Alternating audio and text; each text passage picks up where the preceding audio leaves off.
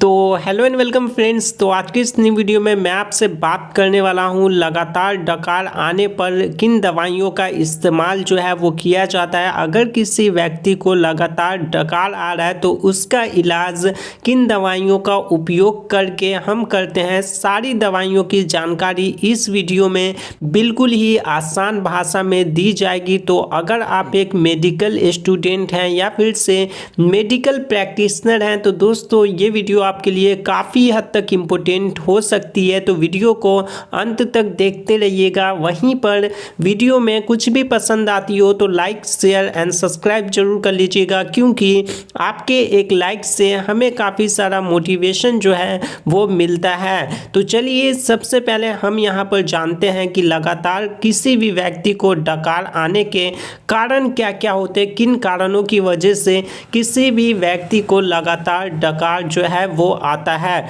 तो सबसे पहला यहाँ पे जो पॉइंट आता है वो दोस्तों टॉकिंग वाइल ईटिंग, मतलब कि खाना खाने के दौरान बातें करना, इसकी वजह से भी डकार देखने के लिए मिल सकती है। वहीं पर ड्रिंकिंग थ्रू स्ट्रॉ, मतलब कि स्ट्रॉ के थ्रू आप यहाँ पे पानी पी रहे हो, ठीक है, ड्रिंक कर रहे हो, चाहे वो कोल्ड ड्रिंक पी रहे हो, पानी पी रहे हो, जूस पी रहे हो, वो यहाँ पे स्ट्रॉ के थ्रू अगर पी रहे हो तो उसमें भी आपको यहाँ पे डकार जो है वो काउज कर सकता है। बाकी च्युइंगम, मतलब कि च्युइंगम खाने की वजह से भी यहाँ पे व्यक्ति को डकार जो है वो देखने के लिए मिलती है। बाकी कुछ मेडिसिन्स की वजह से भी जो है वो डकार देखने के लिए मिल सकती है, जस्ट लाइक टाइप 2 डायबिटीज़ की जो मेडिसिन्स होती है उनकी वजह से डकार कॉज कर सकता है। बाकी यहाँ पे पेन किलर मेडिसिन की वजह से भी डकार देखने के लिए मिलती है।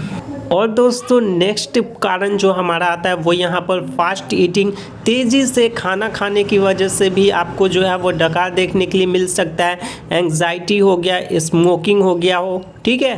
तो दोस्तों अब हम जानते हैं कि यहाँ पे डकार का ट्रीटमेंट करने के लिए कौन कौन सी टेस्ट जो है वो हम कराते हैं। तो दोस्तों यहाँ पे सबसे पहली टेस्ट जो कराई जाती है वो अल्ट्रासाउंड टेस्ट कराई जाती है। मैं आपको क्लियर कर देना चाहता हूँ कि यहाँ पे अगर आप टेस्ट करवाते हो, ठीक है, आपको बार बार डकार आ रही हो, लगातार डकार आ रही हो, तो उस कंडीशन में डॉक्टर क्या कहते हैं कि यहाँ पे टेस्ट भी लिखते हैं। क्यों लिखते हैं? तो टेस्ट के अकॉर्डिंग जो रिपोर्ट आती है, रिजल्ट आती है, उसी बेसिस पे यहाँ पे ट्रीटमेंट डॉक्टर जो है वो चलाते हैं ताकि जल्द से जल्द ठीक हो जाए और डकार आना कम हो जाए या फिर से डकार न के बराबर आए।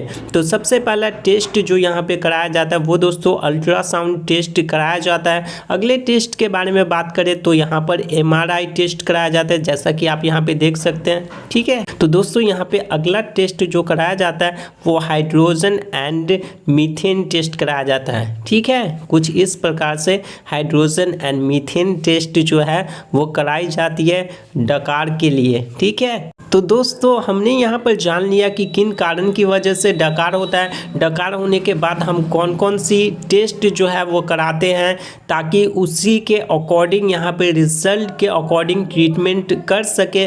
बाकी यहाँ पे सेल्फ ट्रीटमेंट आती है, आप खुद से भी जो है वो डकार को ठीक कर सकते हैं। अगर किसी व्यक्ति को बार बार या फिर से ज़्यादातर डकार आ रही है तो उसे सेल्फ ट्रीटमेंट के थ्रू भी ठीक किया जा सकता है। कैसे हम ठीक करेंगे? तो यहाँ पे आपको जो है वो रेगुलरली योगा करके आप जो है वो सेल्फ ट्रीटमेंट कर सकते हो। किसका? तो डकार का। यहाँ पे अगर आप हर दिन योगा करोगे तो ऑफ कोर्स आपके डकार की प्रॉब्लम में भी इम्प्रूवमेंट्स जो है वो देखने के लिए मिलेगी और आपकी डकार जो है वो बहुत जल्द से जल्द ठीक हो जाएगी। तो आपको यहाँ पे सेल्फ ट्रीटमेंट अगर करनी है तो आप योगा कर सकते हैं। बाकी हम बात करते हैं कि किन किन दवाइयों का इस्तेमाल करके जो है वो डकार को ठीक किया जाता है। तो सबसे पहली मेडिसिन जो आती है वो दोस्तों हमारी लोराज़ेपाम टैबलेट आती है।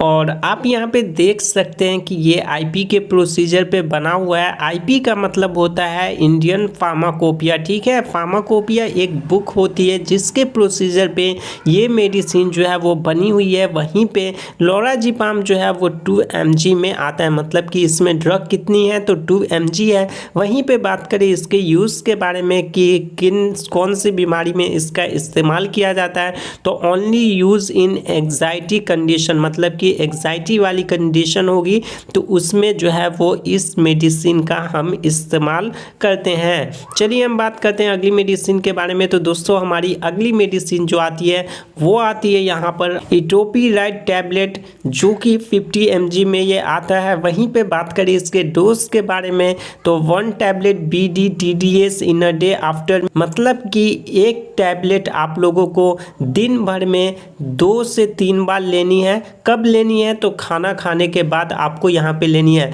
BD का मतलब होता है दिन में 2 बार और TDS का मतलब होता है दिन में 3 बार, ठीक है।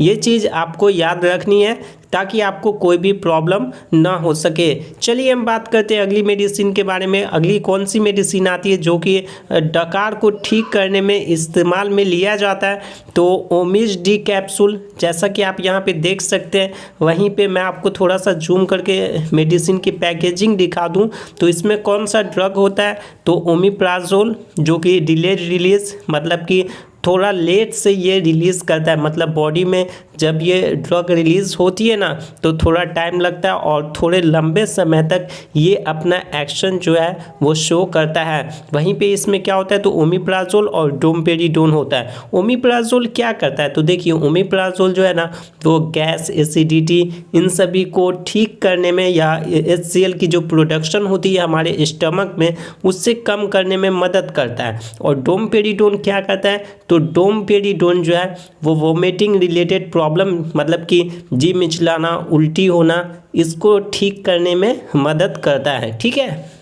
तो ऑफ कोर्स क्या होता है ना कि किसी भी व्यक्ति को डकार आ रही हो तो वो गैस की वजह से भी यहाँ पे डकार देखने के लिए मिलती है, फिर से वोमिटिंग की वजह से भी यहाँ पे अगर जी मिचला रहा है तो उसकी वजह से भी जो है वो डकार देखने के लिए मिल सकती है। तो ओमिज डी कैप्सूल का हम इस्तेमाल करते हैं उस कंडीशन में। अब चलिए हम बात करते हैं इसके यूज़ के बारे में। तो जैसा कि मैंने अभी आपको इसका यूज़ बताया कि गैस, इरिटेशन, नोजिया मतलब जी मिचलाना, वोमिटिंग, उल्टी होना, हार्ट बर्न, सीने में जलन होना, तो इन सभी में इसका इस्तेमाल किया जाता है। बाकी हम बात करें इसके डोज के बारे में तो 1 capsule before and after meal, मतलब कि एक कैप्सूल खाना खाने से पहले या फिर से खाना खाने के बाद आप इस्तेमाल कर सकते हैं या खा सकते हैं।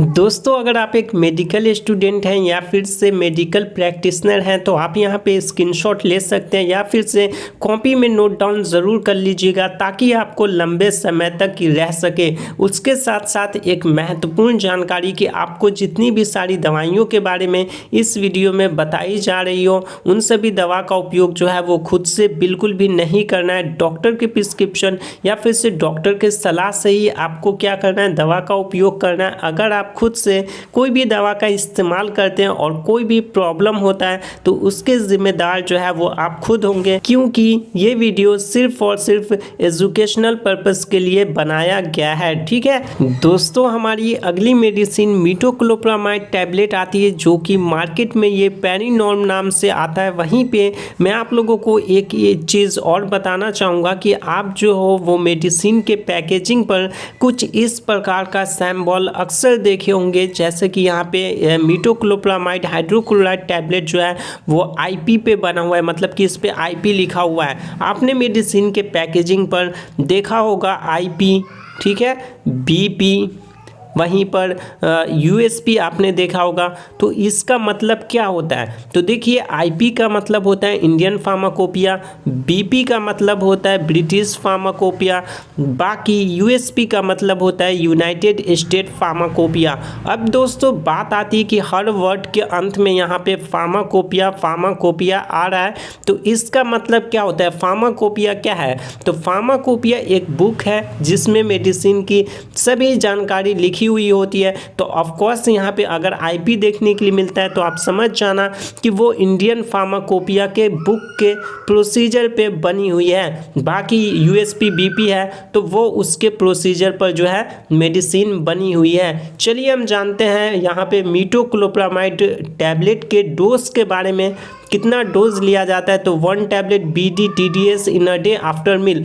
BD का मतलब होता है दिन में 2 बार और TDS का मतलब होता है दिन में 3 बार। मतलब कि एक टैबलेट का इस्तेमाल आप लोग 2 से 3 बार एक दिन में खाना खाने के बाद कर सकते हैं। और दोस्तों चलिए हम बात करते हैं डकार को कम करने के लिए या ठीक करने के लिए अगली कौन सी मेडिसिन का हम उपयोग जो है वो करते हैं। तो हमारी अगली मेडिसिन जो आती है वो यहाँ पे लेवोसल्प्राइड टैबलेट आती है, जैसा कि आप होम स्क्रीन पे देख पा रहे होगे, ठीक है। और इसके डोज के बारे में हम बात करें कि कितना डोज हम इसका लेते हैं तो 1 tablet BD TDS in a day after meal. मतलब कि एक टैबलेट का इस्तेमाल आपको दिन में 2 या 3 बार खाना खाने के बाद करनी है। देखिए यहाँ पे BD का मतलब होता है दिन में 2 बार, TDS का मतलब होता है दिन में 3 बार। मैं आपको ये डाउट जो है वो क्लियर कर देता हूँ। आपको यहाँ पे डॉक्टर के प्रिस्क्रिप्शन पर अक्सर या मोस्ट ऑफ द टाइम जो है वो देखने के लिए मिल सकती है OD का मतलब क्या होता है तो दिन में 1 बार, ठीक है। BD तो BD का मतलब होता है दिन में 2 बार। वहीं पे TDS देखने के लिए मिलता है तो इसका मतलब होता है दिन में 3 बार। और QID देखने के लिए मिलता है तो इसका मतलब होता है दिन में 4 बार।